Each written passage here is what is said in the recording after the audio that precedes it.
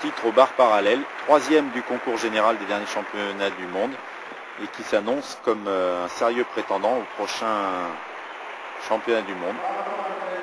Tous ces gymnastes préparent les prochains championnats d'Europe qui auront lieu prochainement donc à Lausanne. Et ils sont en pleine phase de préparation, justement à l'occasion de ces tournois. On rôde les nouvelles difficultés. C'est la dernière mise au point avant les championnats d'Europe. Superbe, on revoit Li Jing, donc qui terminera deuxième du concours général. Maintenant, la star de ces internationaux de France de gymnastique, Svetlana Bojinskaya, c'est elle qui avait remporté la compétition déjà l'an dernier. Elle est championne du monde, championne olympique.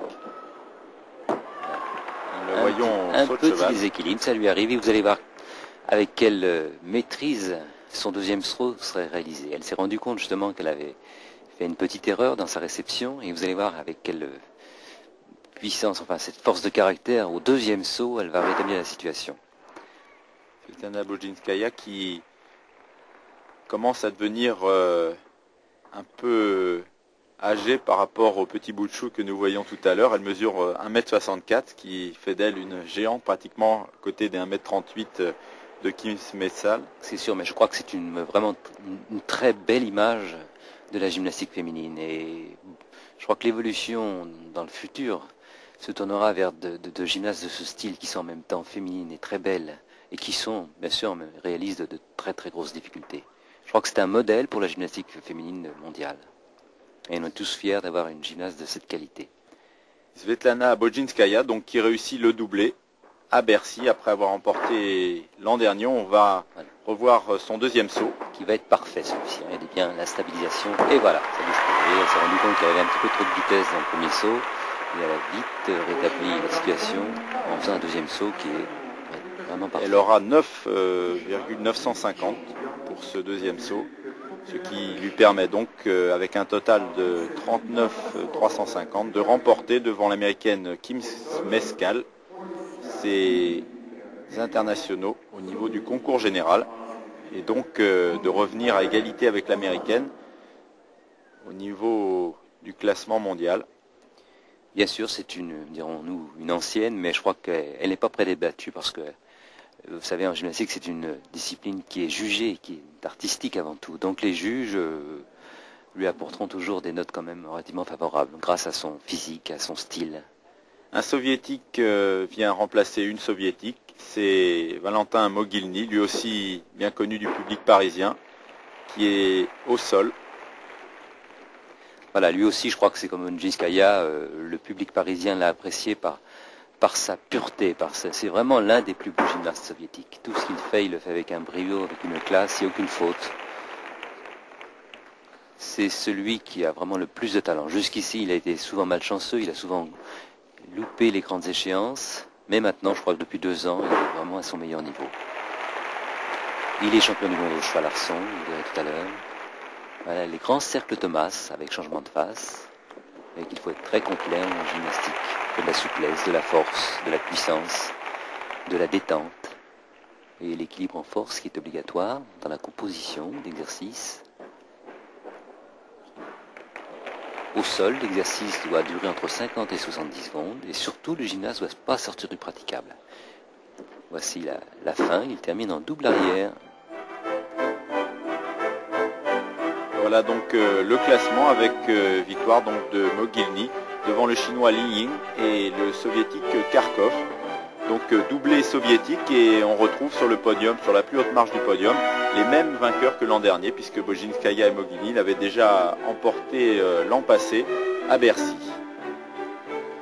Voilà donc pour ce concours général qui représentait la première journée de ces internationaux de Bercy.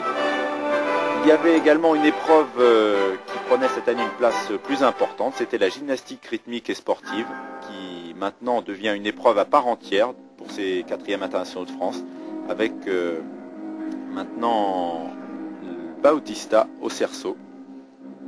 Oui, en effet, je crois que c'était pas évident au départ, la mise en place de la Gérès. On a voulu privilégier la Gérès, justement, en la situant dans ce grand tournoi mondial, en lui donnant une place privilégiée, c'est-à-dire qu'elle est passée le samedi soir, dans la forme de tournoi. L'année dernière, la GRS intervenait en tant que démonstration. Cette année, elle a eu sa place complète dans le tournoi, avec là aussi les meilleurs gymnastes mondiaux.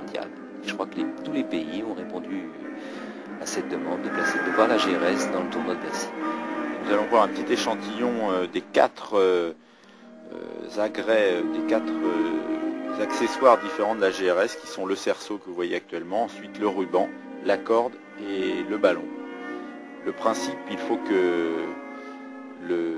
l'objet soit en permanence en mouvement. Voilà, et tout est comptabilisé, la hauteur des lancers, les réceptions, et la gymnaste doit toujours être en harmonie avec la musique, bien sûr. C'est une discipline qui se développe en France et dans le monde entier.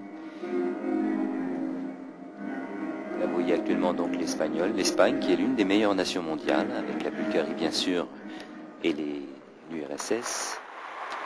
La France est en grand progrès dans ce concert international de GRS, et vous pourrez retrouver toutes ces championnes au prochain tournoi international d'Evry. De Corbeil, pardon. Une Bulgare maintenant, Marinova. Alors que Bautista, elle terminera 4e au concours général de GRS. Marinova est le 3e, que l'on découvre ici au ruban. Elle est vraiment parfaite. Elle a été championne d'Europe junior. Et je crois que c'est un grand moment de sport quand on la voit. Donc là aussi, le ruban ne doit pas du tout s'interrompre, il doit toujours être en mouvement. On peut dire que la GRS a pris une dimension très importante à ces internationaux de France.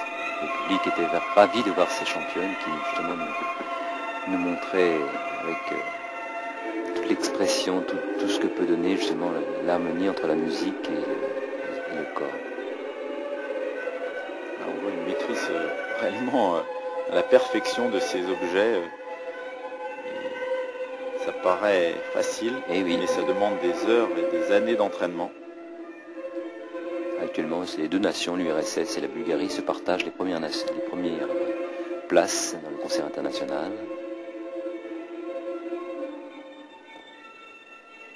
La GRS est aux Jeux Olympiques. Oui, la GRS était à Séoul. C'est une discipline relativement nouvelle, puisqu'il y a seulement une dizaine d'années qu'on peut la trouver dans les compétitions internationales, aussi bien Jeux Olympiques que Championnats du monde.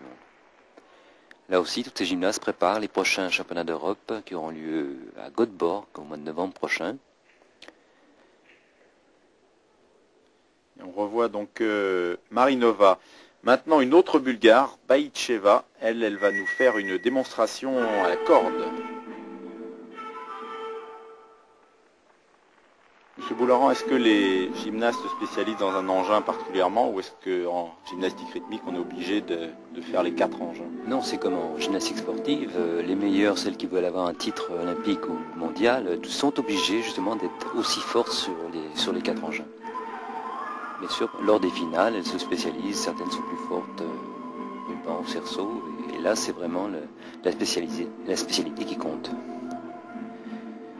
Je crois que la GRS, c'est vraiment la spécialité sportive de la gymnastique féminine qui est le plus artistique. Il faut de tout, de la grâce, de l'expression, de la coordination. C'est vraiment une discipline des plus artistiques et surtout qui correspond bien au tempérament féminin. Je crois que c'est pour nous, la gymnastique féminine, c'est une vitrine de l'expression corporelle. Est-ce que la gymnastique rythmique prend un peu le pas sur la gymnastique traditionnelle? Est-ce que les gymnastes ne sont pas tentés de...